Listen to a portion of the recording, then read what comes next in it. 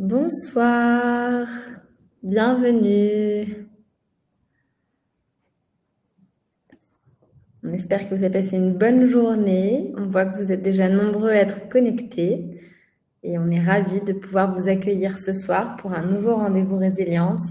Échangeons ensemble sur les troubles du sommeil, qui semble être un thème qui vous a inspiré, puisqu'on a reçu déjà de nombreuses questions qui vont venir nourrir l'échange de ce soir.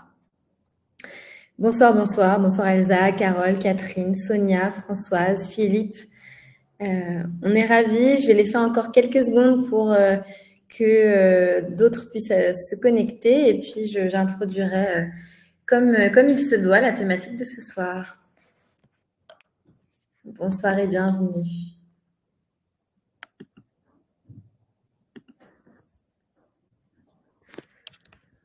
Bonsoir. Bon, eh bien écoutez, je vous propose de commencer ce nouveau rendez-vous, d'introduire tranquillement ce nouveau rendez-vous. Je suis très heureuse de vous accueillir ce soir à nouveau pour ce rendez-vous Échangeons ensemble avec Résilience. Nous allons parler ensemble d'un sujet qui touche tout le monde, que l'on soit malade ou non, et qui affecte toutes les dimensions de notre vie, à savoir le sommeil. Quand on dort bien, profondément, dans des conditions adéquates pour nous, nous bénéficions d'un sommeil réparateur. En revanche, quand pour une raison ou pour une autre, notre sommeil se retrouve perturbé, c'est là que la situation peut vaciller. Dans notre cas présent, avec Résilience, nous vous accompagnons, vous, patientes et patients atteints de cancer. Il se trouve que les troubles du sommeil sont un effet secondaire fréquent des traitements contre le cancer et qu'ils affectent de nombreux patients. Au-delà des traitements, d'autres facteurs tels que les symptômes physiques comme la douleur ou la fatigue peuvent perturber le sommeil. L'impact de ces troubles sur la qualité de vie des patients peut alors être significatif. D'où cette question que l'on souhaite adresser ce soir ensemble, comment retrouver des nuits plus sereines? Afin de vous accompagner à trouver un sommeil aussi réparateur et bénéfique que possible face au cancer, nous sommes à vos côtés sur l'heure qui arrive pour échanger ensemble sur ce thème pendant les traitements.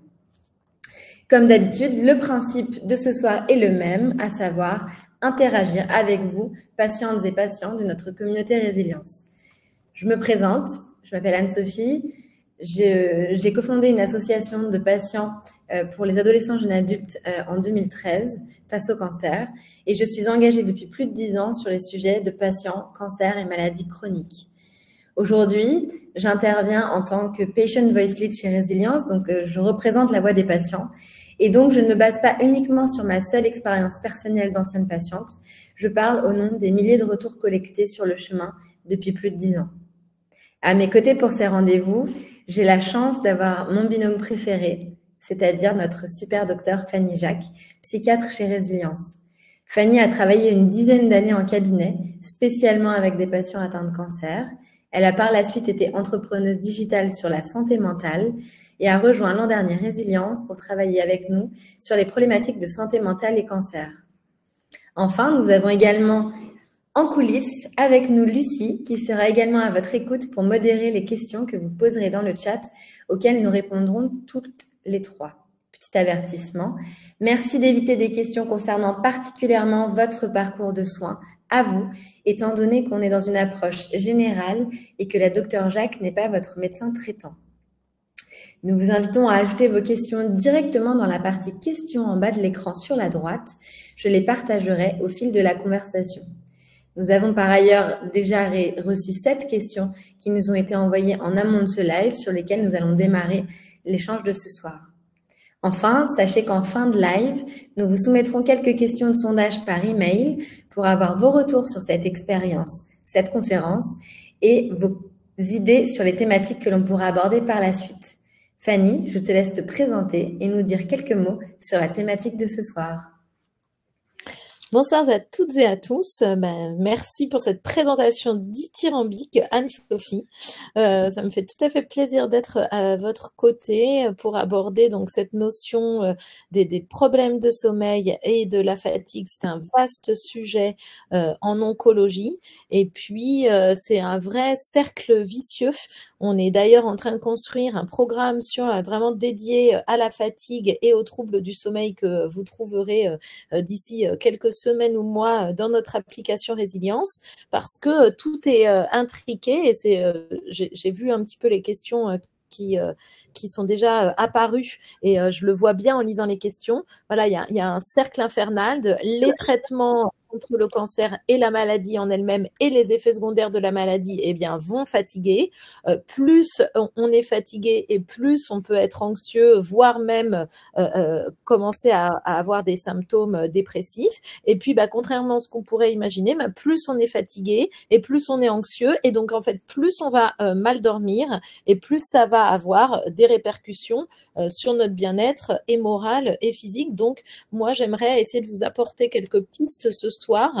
Évidemment, on ne va pas pouvoir résoudre les problèmes de sommeil ou la fatigue à 100%, mais essayer, une fois qu'on aura coupé ce rendez-vous, peut-être soit de le revoir, soit de prendre des notes pendant le rendez-vous, parce que tous les petits trucs et astuces, je pense qu'on va vraiment reprendre les bases du sommeil, tous les petits trucs et astuces dont on va parler ensemble ce soir, eh bien, mis bout à bout, croyez-moi, ça fonctionne. Vous pouvez vraiment gagner en qualité de sommeil et en temps de sommeil. Il faut juste être un petit peu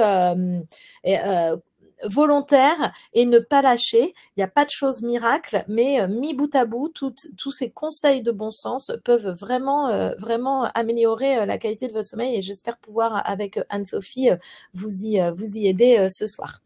Donc, je ne sais pas, est-ce que vous souhaitez qu'on commence, les filles, à regarder les questions? Tout à fait. Alors, la première question qui nous est parvenue est la suivante. Je me réveille vers 2 heures du matin ou 4 heures et parfois je n'arrive plus à me rendormir. Je tourne pendant au moins 2 heures avant de retrouver le sommeil. Qu'est-ce que je peux faire? Bon, alors déjà, super, ça me fait bien plaisir de commencer par cette question à laquelle je sais parfaitement répondre. À la première chose, alors quand on n'a pas de problème de sommeil, donc là, on va partir du principe que les personnes qui sont avec nous ce soir, elles ont des difficultés de sommeil. Quelqu'un, évidemment, qui dort comme un bébé, il ne doit pas forcément suivre ses conseils à la lettre, hein, bien évidemment. Quand on dort très bien et je sais pas, on fait une insomnie un soir, les conseils que je donne là n'ont pas forcément de valeur.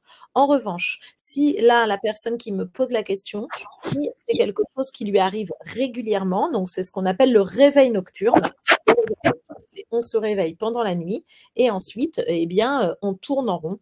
Vraiment, mon premier conseil en ce cas, c'est de ne pas rester plus de 20 minutes dans son lit. Donc, encore une fois, j'insiste, les personnes qui dorment très, très bien, elles sont tout à fait autorisées à rester 20 minutes dans leur lit sans dormir. Là, ce sont des conseils qui s'appliquent aux gens qui ont l'habitude de mal dormir.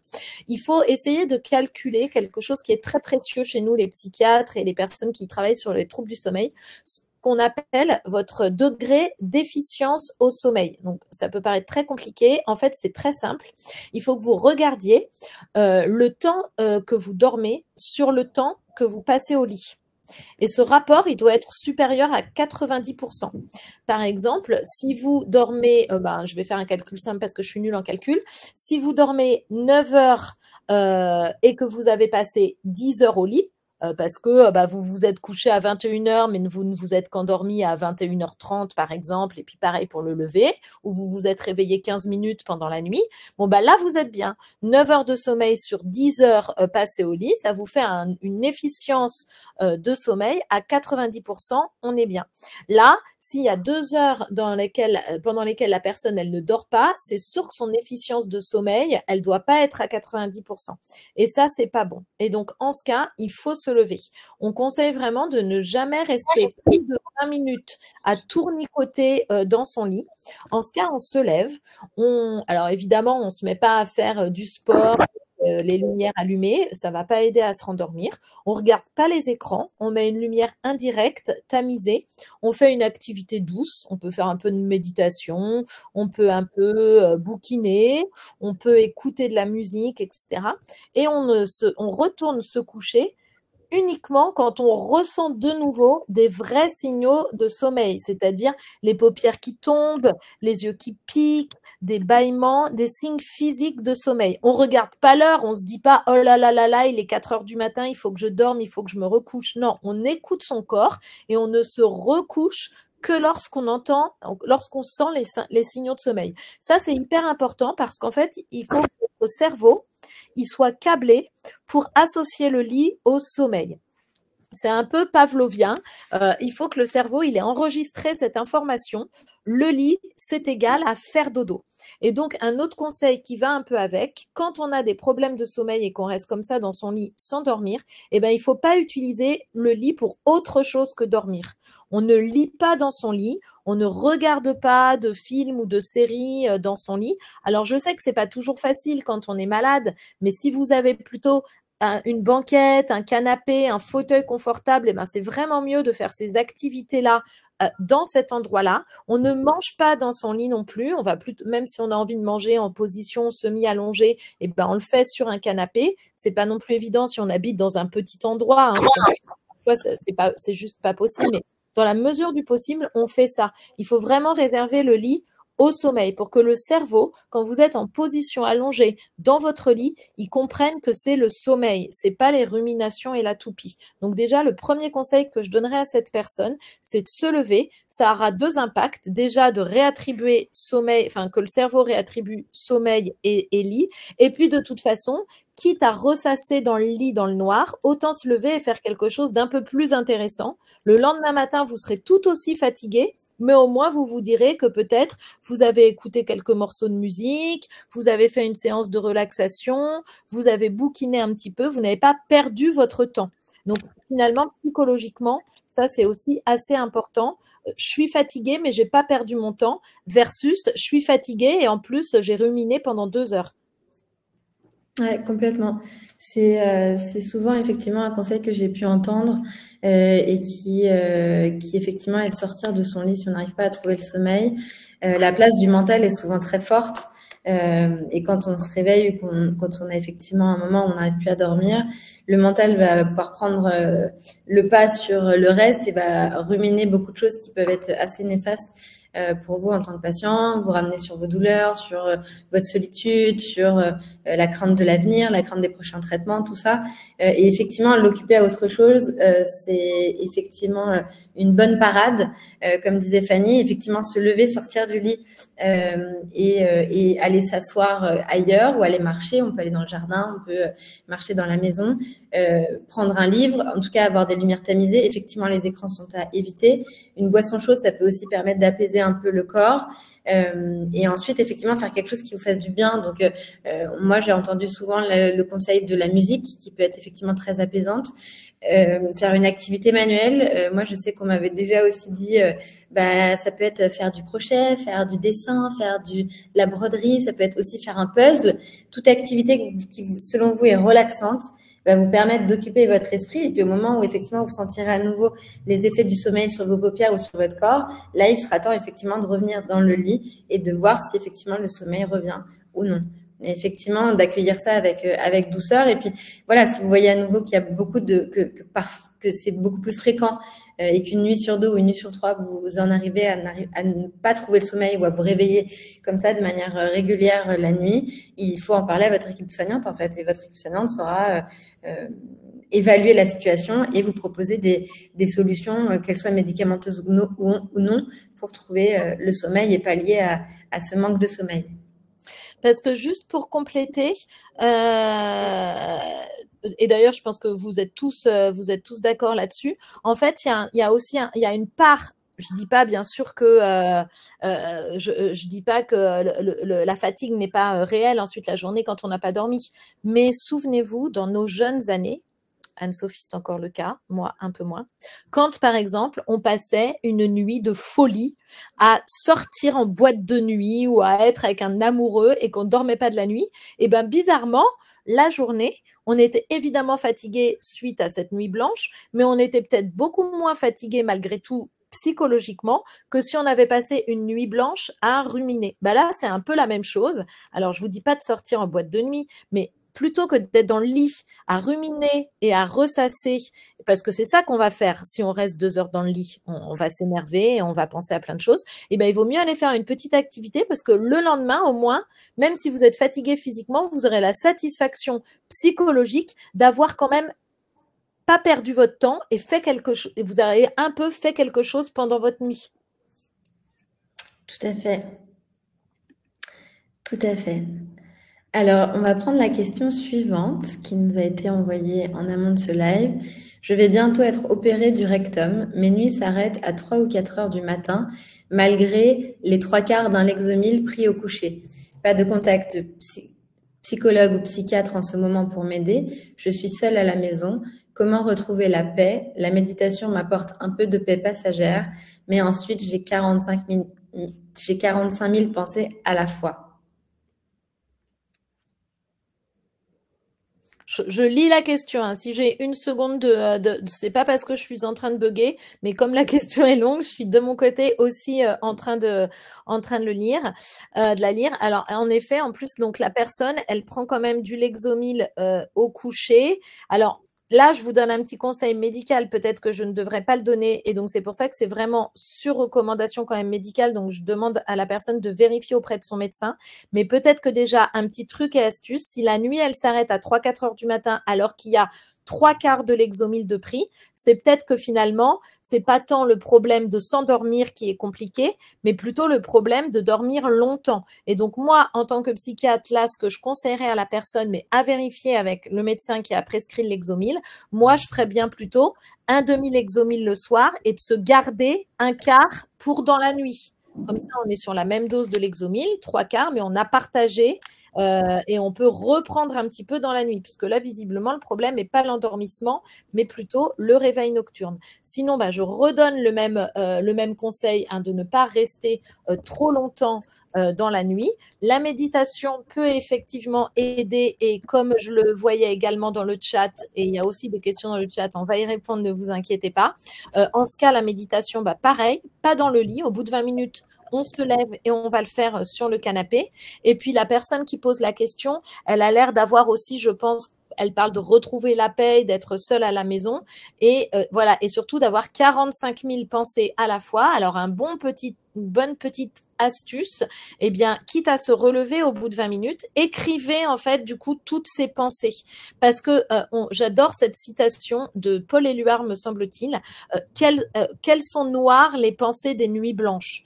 Vous avez sans doute remarqué, quand on ne dort pas, on va pas avoir des pensées hyper optimistes et positives. C'est pour ça que déjà sortir du lit, c'est bien, parce qu'on est dans son appartement, dans sa maison, on change un petit peu de contexte. Et ce qui est important en ce cas, c'est d'écrire toutes les pensées.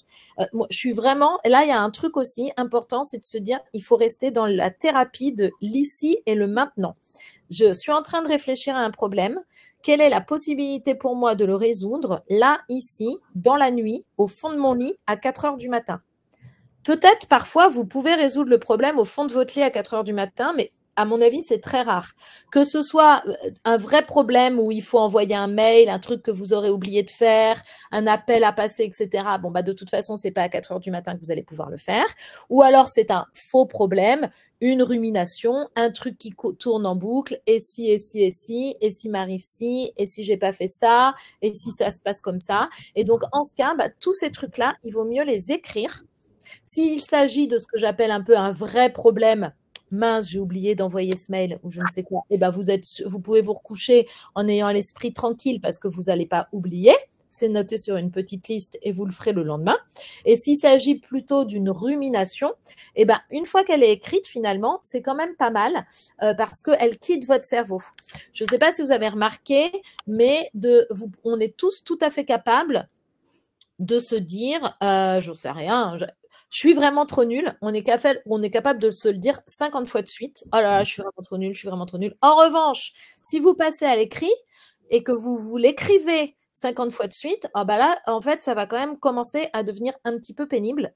Donc, c'est vraiment la différence entre la pensée et l'écriture. Donc, écrivez tout ce que vous pensez. Parce que déjà, ça va vous sembler fastidieux et ça peut même être une bonne solution pour retrouver du sommeil et avoir envie d'aller vous recoucher plutôt que de faire ça. Et puis, la deuxième chose, c'est que le lendemain, c'est ce qu'on disait, elles sont noires les pensées des nuits blanches. Quand vous allez relire, vous allez vous dire, ah ouais, quand même, là, Fanny, tu as un peu exagéré. La situation n'est peut-être pas si dramatique. Vous allez réussir à être un peu plus objective, à prendre un petit peu de recul juste en lisant. Et puis, une fois que vous avez lu, eh ben, c'est mis sur un papier.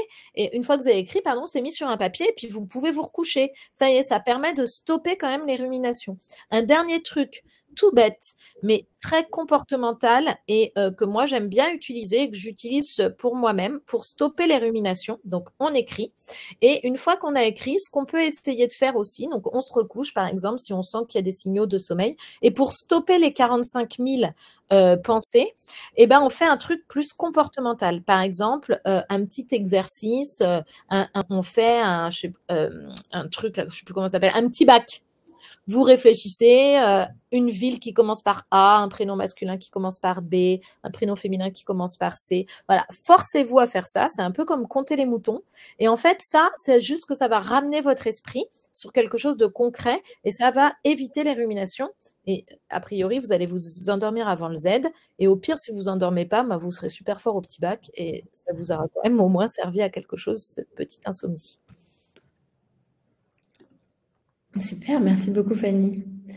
On a une autre question qui nous a été envoyée qui est à 2 niveaux. Donc, je vais d'abord donner le premier niveau. Comment retrouver un rythme de sommeil équilibré après des années de réveil nocturne intempestif en lien avec des apnées du sommeil, à présent diagnostiquées et bientôt appareillées? Mon corps semble avoir pris l'habitude de ces multiples coupures, malgré les exercices de relaxation et de respiration, et sans anxiété particulière, consciente a priori. Ok, alors ça c'est une question intéressante. C'est en fait, et c'est assez fréquent, et vous l'avez sans doute peut-être vous-même expérimenté, ou on l'a peut-être tous expérimenté. Bah, par exemple, moi qui suis maman, bah, évidemment j'ai eu des problèmes de sommeil quand j'ai eu mes enfants, parce qu'il fallait se réveiller, etc., etc. Et après, même quand le problème le catalyseur de vos troubles du sommeil, et là pour le coup, sont des apnées du sommeil. Quand on a tellement pris le pli de mal dormir, le problème a beau disparaître, et ben finalement, nous, ça y est, c'est parti, on continue de mal dormir. Le corps a pris cette habitude, et même si le problème disparaît, ça y est, on dort mal et on n'arrive pas à se recaler. Donc ça, c'est une insomnie chronique assez typique et mon conseil, mais c'est sur quand même avis médical, et moi je le fais, mais c'est un suivi médical est nécessaire, même avec un médecin généraliste. Il y a quelque chose qui s'appelle la restriction de sommeil, mais c'est quelque chose d'assez strict et rigoureux qui doit être suivi avec un médecin de sommeil ou un médecin généraliste. Déjà, vous faites votre agenda de sommeil. L'agenda de sommeil, vous mettez à quelle heure vous vous couchez, vous mettez à quelle heure vous vous endormez, vous mettez tous vos réveils dans la nuit, vous mettez à quelle heure vous vous réveillez, puis vous mettez à quelle heure vous vous levez. Et puis vous notez toutes vos petites somnolences de la journée. L'agenda de sommeil, vous le trouvez facilement sur un site internet que je vous note en même temps que je vous parle, qui s'appelle le Réseau Morphée. Vous pouvez vous télécharger dans le site du Réseau Morphée un agenda de sommeil comme ça pendant 15 jours. Déjà, ça vous permet de regarder un petit peu comment vous dormez, à quel moment vous vous réveillez et quel est votre type d'insomnie. Et puis après, mais encore une fois, c'est quand même sous contrôle médical, on fait ce qu'on appelle de la restriction de sommeil. La restriction de sommeil, c'est de se lever en fait à la même heure, quelle que soit l'heure à laquelle on s'est couché et quelle que soit notre insomnie. Donc, c'est difficile, mais c'est vraiment une très bonne solution pour recaler votre corps. Donc, en fait, que vous soyez couché à 22h, à minuit, à 2h du matin et que dans la nuit, vous ayez eu une grosse insomnie, bah, par exemple, vous allez vous lever à 7h tous les matins. Donc, pendant quelques jours, vous allez être vraiment très fatigué. Mais ce truc-là, ça aide vraiment bien, cette restriction de sommeil, à un moment donné, à ce que le corps se recale. En plus de tous les petits trucs et astuces que je vais vous donner au fil de l'eau pendant cette heure de discussion. Mais voilà, mais la restriction de sommeil, encore une fois, c'est sur contrôle médical. Et avant, il faut bien regarder dans son agenda de sommeil pour bien comprendre comment est fait notre sommeil. Mais voilà, mais se lever tous les jours à la même heure, quel que soit le nombre d'heures de sommeil et quelle que soit l'heure à laquelle on s'est couché, vous allez passer 2 semaines pas super sympa, mais à un moment donné, ça va se débloquer physiologiquement, en fait. Je ne vais pas vous rentrer là-dedans, mais au niveau des hormones et notamment de la mélatonine, dont on va sans doute reparler pendant ce chat, ça va se débloquer, ça va se remettre en place et normalement, le sommeil va revenir normal.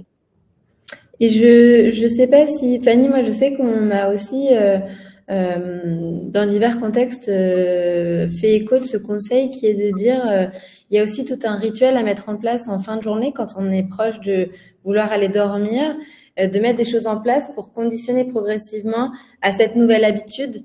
D'aller trouver le sommeil, donc à effectivement un horaire indiqué par exemple, et donc de dire par exemple on va arrêter les écrans 2 heures avant, on va tamiser les lumières, on va prendre un temps, on va ralentir le rythme, les conversations, on peut peut-être avoir un plaid ou une tenue plus confortable, une boisson chaude qui puisse être aussi un déclencheur dans la tête de se dire là c'est la dernière boisson et après je vais me coucher, mais de aussi adapter et habituer le corps progressivement à un sommeil progressif.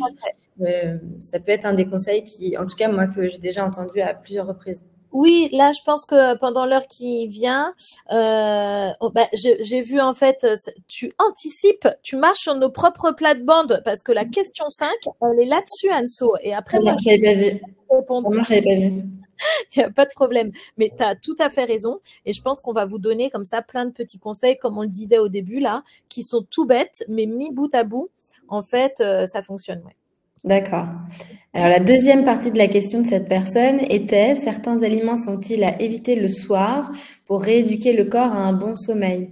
Merci et à bientôt. Canon t'en parlait, justement, c'est vraiment les petites choses de base sur le sommeil. Évidemment, c'est pas si évident pour tout le monde, le café et le thé, et c'est à partir de 17 heures. Donc, en fait, c'est tôt. C'est-à-dire qu'il y a le tea time de 17 heures, comme on le fait d'ailleurs chez Résilience, Anne-Sophie et moi régulièrement. Et ben, encore une fois, ça s'applique pas pour les gens qui n'ont pas de problème de sommeil. Vous pouvez tout à fait boire un petit thé à 17h ou à 17h30. Mais quand on a des problèmes de sommeil, la théine et la caféine, à partir de 17h, c'est vraiment à prohiber. Donc ça, la nourriture trop riche, trop grasse, évidemment, au niveau des dîners. L'alcool, même si de toute façon c'est fortement déconseillé, notamment quand on a la maladie du cancer, et avoir un vrai temps, tu en parlais tout à l'heure Anso, ça fait partie, un vrai temps de pause entre la fin du repas et le coucher. Dîner vers 21h30 et aller se coucher à 22h, c'est pas bon. Donc ça déjà, voilà, et puis tout ce qui est excitant. Mais ça sont les principales recos nutritionnels pour le sommeil. Et manger léger. Tout à fait. Ne pas avoir un estomac trop rempli, qui viennent trop nous embêter. Le sucre dans les excitants, le sucre, c'est un peu à mettre de côté aussi. Alors, le petit bout de chocolat qui fait plaisir, c'est OK, mais pas toute la tablette. Et effectivement, manger léger pour pas avoir un estomac qui est trop lourd et qui nous embête par la suite. Voilà, ça fait partie des petits conseils. Après, encore une fois, selon vos traitements, selon là où vous en êtes dans votre parcours de soins, n'hésitez pas aussi à poser la question à votre équipe de soins qui sera plus à même de vous dire effectivement quels sont les aliments éventuellement à éviter pour effectivement trouver le sommeil le soir. C'est aussi un conseil qui est bon de rappeler. La question suivante. Pardon, je t'interromps, Sophie, parce que je vois la suite d'une question de Sonia par rapport à justement si on se réveille à heure fixe le matin ou des choses comme ça. La sieste, le gros problème de la sieste. Donc déjà, il faut quand même un peu écouter son corps. Ça, c'est hyper important. Et d'ailleurs, je crois qu'il y a Isabelle qui le dit. Oui, la petite sieste est bénéfique. Après, il y a sieste et sieste. Moi, malgré tout, en tant que médecin, même s'il faut écouter son corps, encore une fois, je recommande pas la sieste dans le lit, plutôt sur un canapé, un fauteuil, etc. Bon, sauf si vraiment vous pouvez pas faire autrement.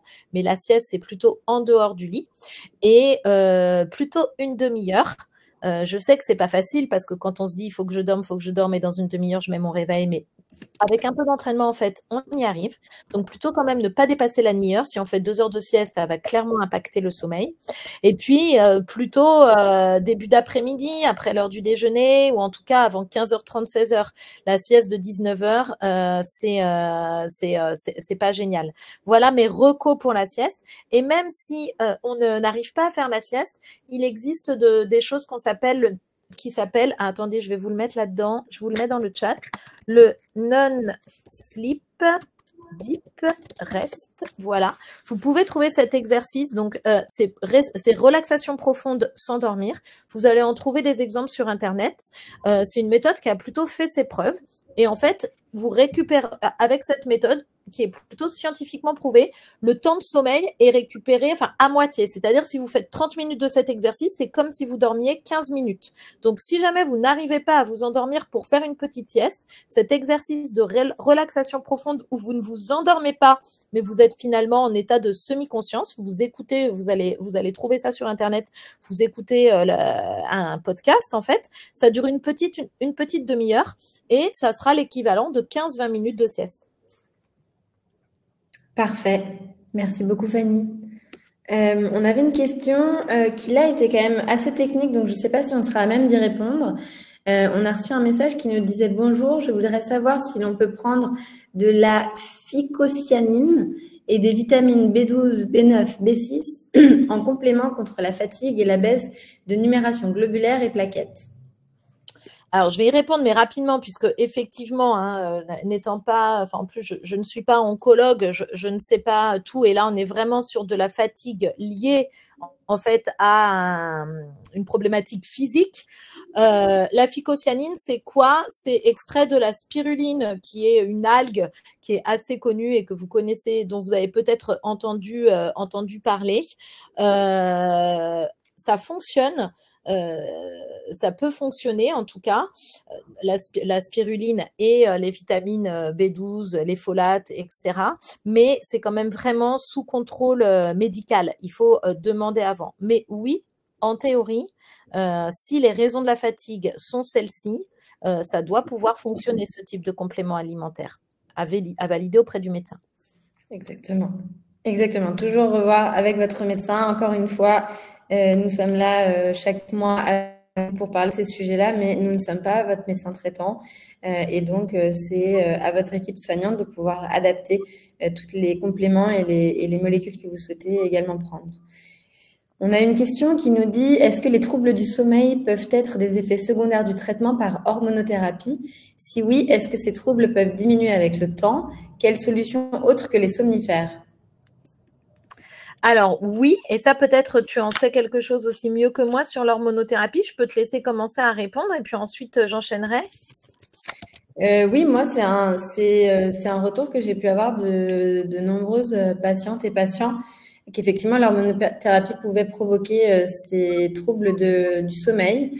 Et donc là, premier conseil, c'est de vous rapprocher de votre équipe soignante pour en parler, pour faire remonter le fait que vous vivez ces troubles du sommeil au quotidien.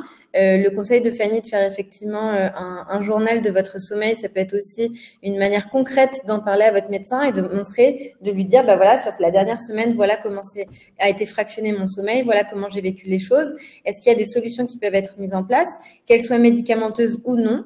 Je sais que dans les soins de support qui peuvent être proposés au sein de votre établissement de soins, il peut y avoir aussi des propositions qui sont faites en rapport avec le sommeil, que ce soit de la méditation, de la relaxation, de la sophrologie. Il y a aujourd'hui des activités qui peuvent permettre effectivement de calmer notamment l'esprit, le mental pour pouvoir arriver à se détendre et à trouver le sommeil.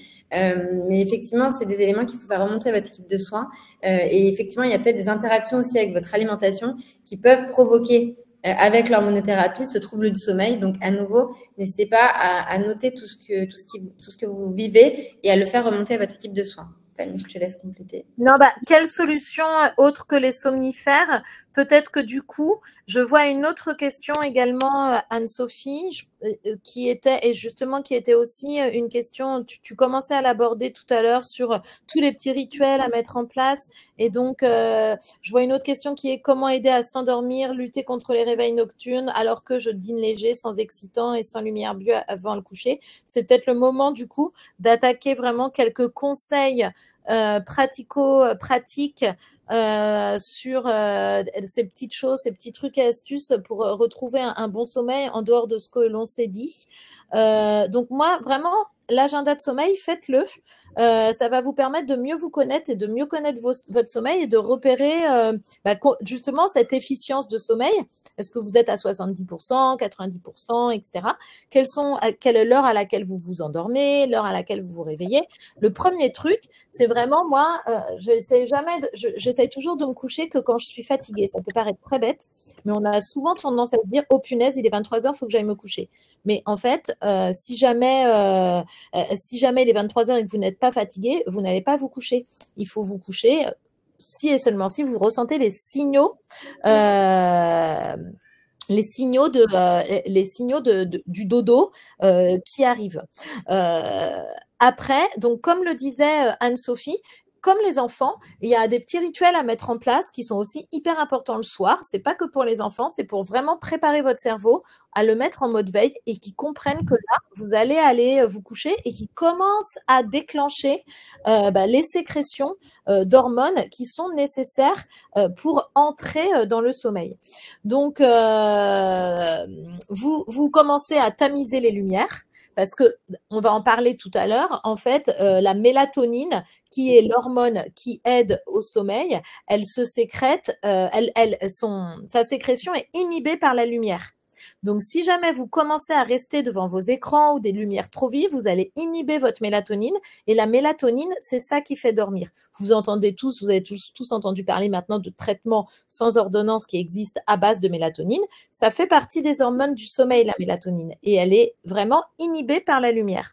Donc, c'est pour ça que le soir, il ne faut pas avoir de lumière vive. Ça, c'est hyper important. Les boissons, café, excitantes, etc., sucrées, alcoolisées, ça, on l'a dit, le temps de digestion. Il ne faut pas aussi prendre un bain trop chaud, contrairement à ce qu'on pourrait croire, parce que c'est important, en fait, d'avoir une température corporelle qui baisse. La température corporelle, elle baisse au moment où on s'endort.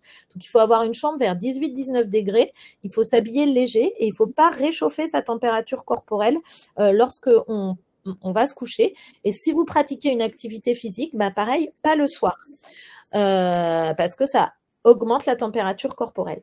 On essaie de pas trop regarder la télé, ou alors on regarde vraiment à distance, on privilégie méditation, musique, etc. Il faut essayer de prendre les médicaments pour dormir ou les antidouleurs le plus tard possible. Tout à l'heure, on parlait de ce 3/4 de Lexomil. Il y a un risque que ça se dissipe au milieu de la nuit si vous les prenez un peu trop tôt. Donc ça, c'est vraiment les prendre à la dernière minute. Ça, c'est important aussi. Et qu'est-ce qui me manque peut-être donc, effectivement, de trouver une activité calme avant de dormir et peut-être de finir la journée avec de la gratification. Là, j'étais sur les conseils un peu pratico-pratiques physiques et là, je passe un peu aux conseils plus psychologiques. Il faut avoir un bon état d'esprit, un état d'esprit propice au sommeil si on veut trouver le sommeil. Et donc, il faut pas se coucher. En fait, on se déshabille de nos habits. Et il faut aussi se déshabiller de nos pensées quand on se couche, dans la mesure du possible. Et donc, on peut tout à fait écrire le soir ce qui nous préoccupe, ce qui nous a préoccupés, etc., comme on le disait. Et puis, essayez plutôt le soir d'avoir des pensées de gratification, de bienveillance. Se dire, par exemple, c'est quoi les 3 trucs chouettes que j'ai fait aujourd'hui? C'est quoi les 3 personnes que j'ai envie, quelles sont les 3 personnes que j'ai envie de remercier? Quelles sont les 3 belles choses que j'ai vues? Voilà, d'essayer de se coucher avec ou aussi, qu'est-ce que j'ai envie de faire bien de ma journée de demain? Mais on ne se stresse pas avec la journée de demain. Non, on se dit plutôt, qu'est-ce qui va m'arriver de bien demain? Qu'est-ce que je mets en place pour passer au moins demain un moment chouette? Est-ce que je vais traverser un parc? Est-ce que je vais prendre un café avec une amie, etc.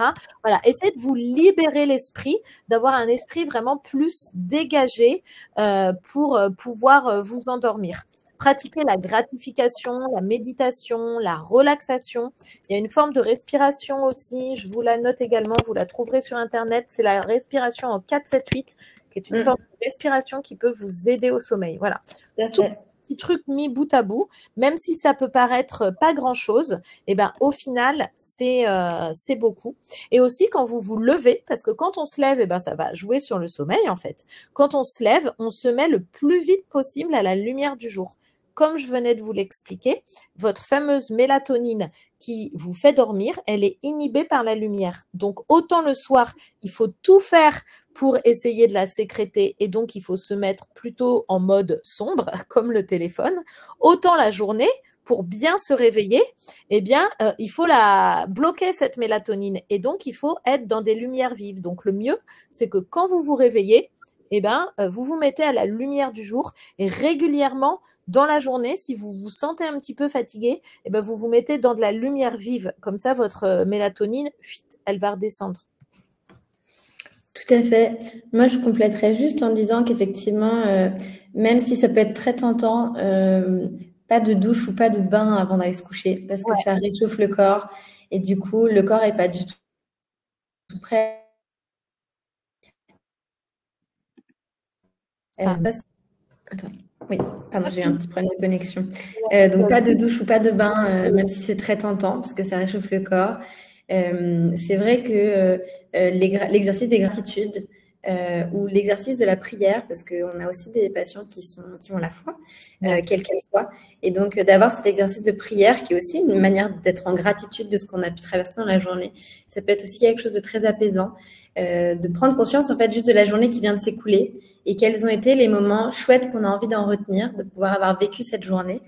Qu'est-ce que j'en retiens? Se dire aussi qu'on va bien dormir et quelque part de ne pas penser à l'insomnie, de ne pas penser à « oh, je vais encore mal dormir cette nuit », mais plutôt de se dire « là, je vais bien dormir, je vais bien m'endormir, je vais bien me reposer, la nuit va bien se passer ».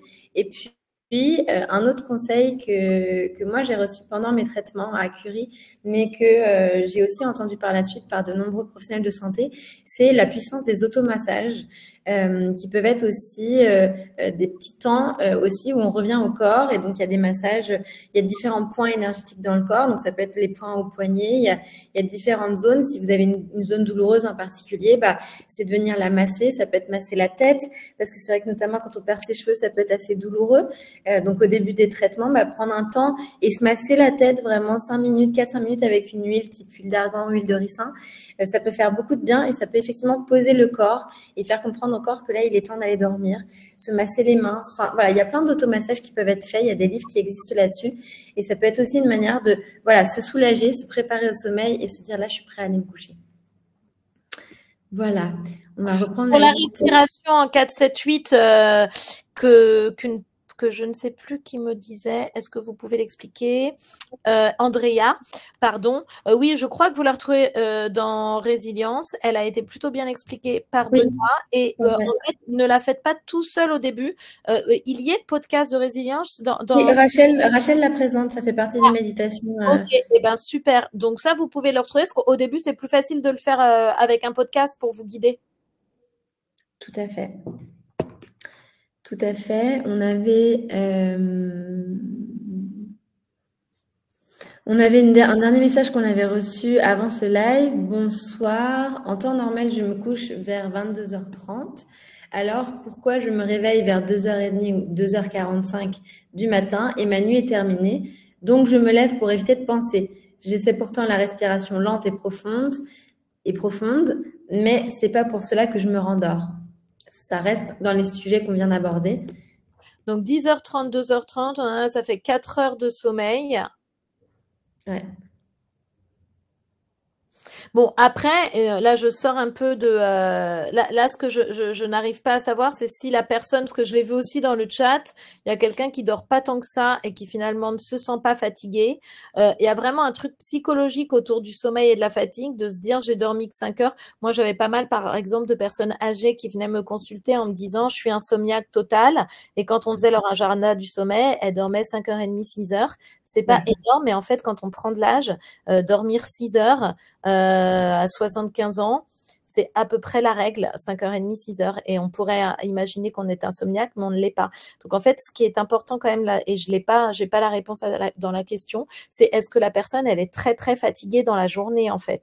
Si elle est très, très fatiguée, elle peut faire des siestes. Il faut quand même savoir qu'avant, enfin, c'est nouveau, hein, ce truc de dormir 7 heures par nuit. Au Moyen-Âge, on avait un rythme beaucoup plus physiologique et le rythme du sommeil, il était de 4-5 heures la nuit et 1h30 après l'heure du déjeuner. Donc, finalement, on dormait 6 à 7 heures parce qu'on se répercutait par rapport notamment au travail des champs, etc. Et quand il faisait trop chaud en début d'après-midi, on dormait. En revanche, on se levait super tôt. Et donc, en fait, l'homme est plutôt fichu pour dormir 5 heures dans la nuit et 2 heures dans la journée.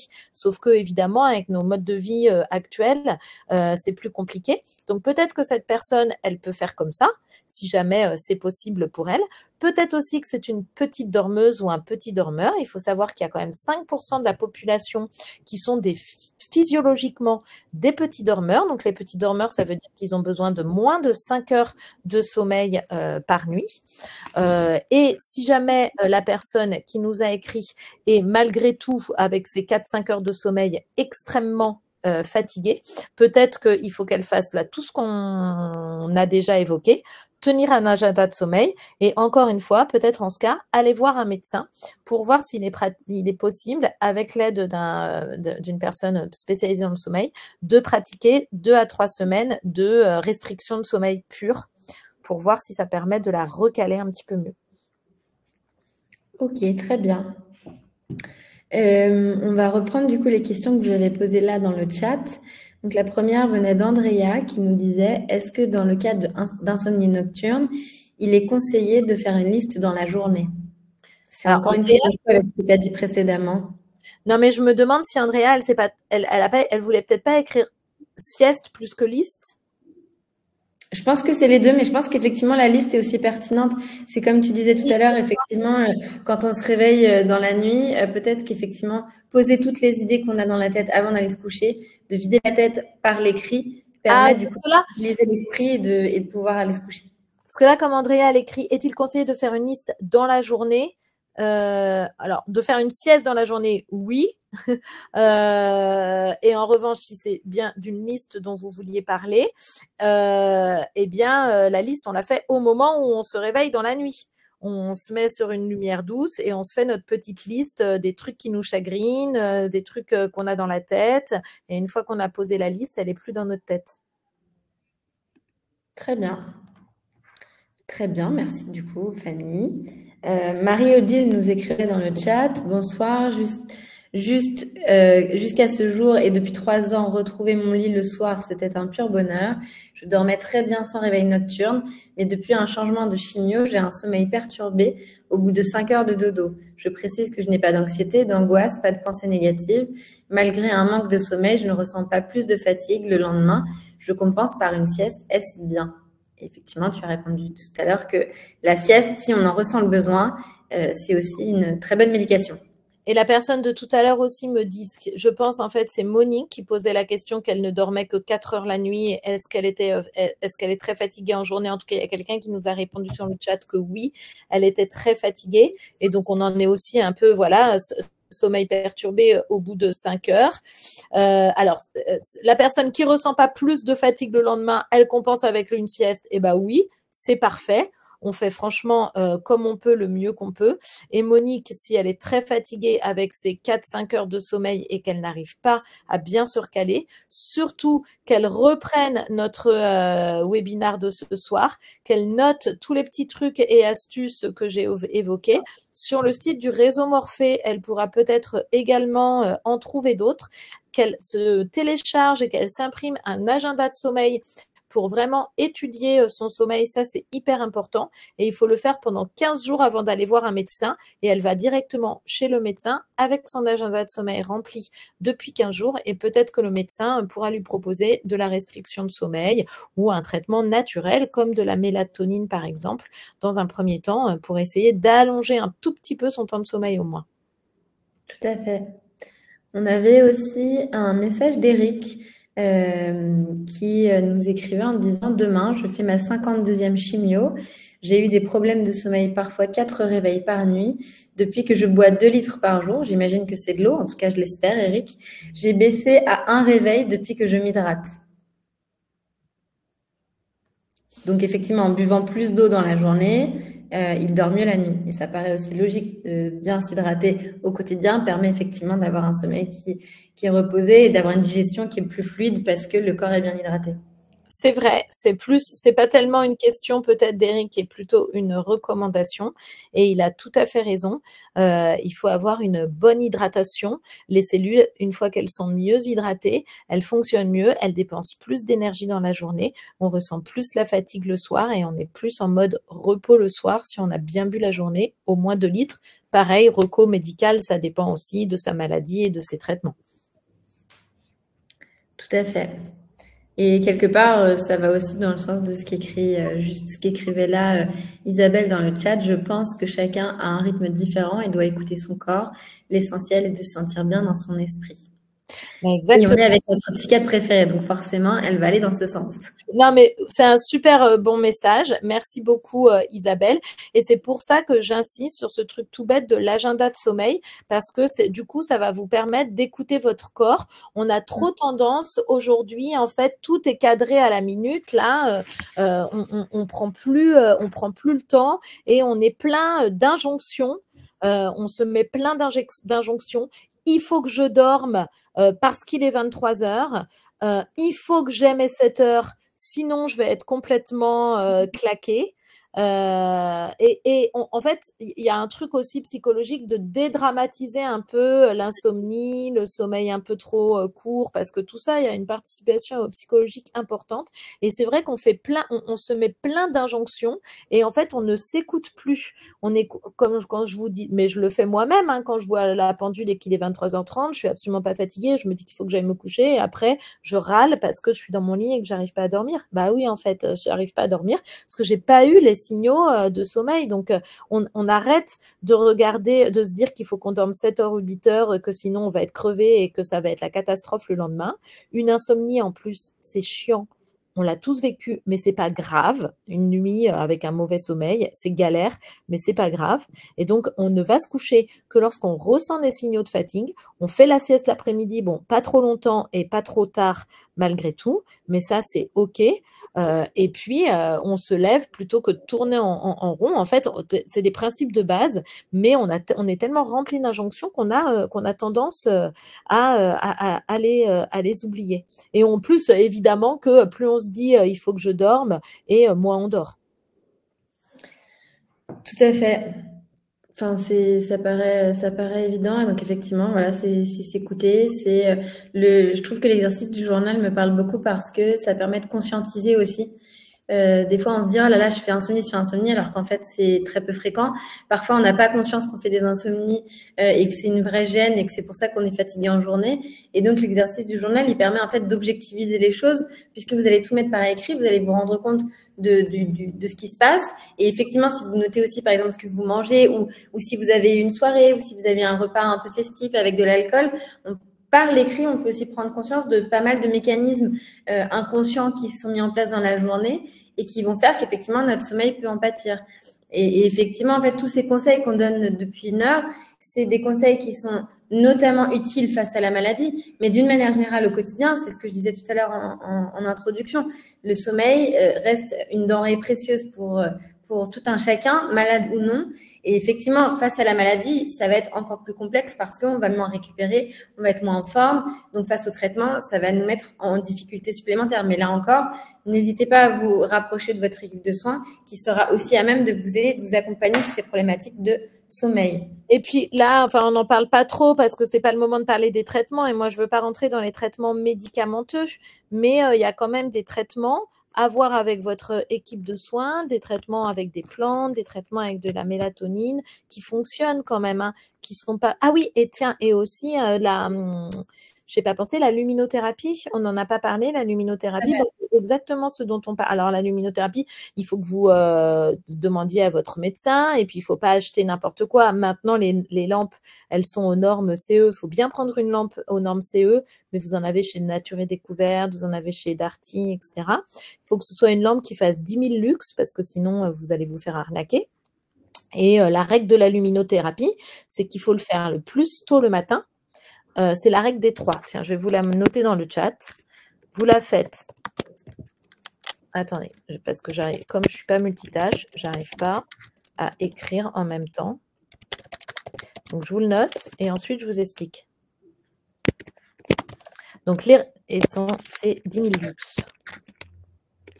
Donc, la luminothérapie, mais pareil, demandez quand même à votre médecin généraliste avant. Vous en prenez une à la norme CE, bien sûr. C'est des petites lampes que vous allez utiliser le plus tôt possible dès que vous vous réveillez. Donc, par exemple, lorsque vous prenez votre petit déjeuner, vous la mettez à côté ou lorsque vous vous mettez au travail, par exemple. Et ça s'utilise à 30 minutes et par durée de 3 semaines. Il ne faut pas l'utiliser en continu parce que sinon, ça peut créer une forme de dépendance où le cerveau ne va plus avoir l'habitude de sécréter la mélatonine par lui-même. À quoi ça sert la luminothérapie? Mais en fait, ça va servir à bien stopper la production de mélatonine le matin.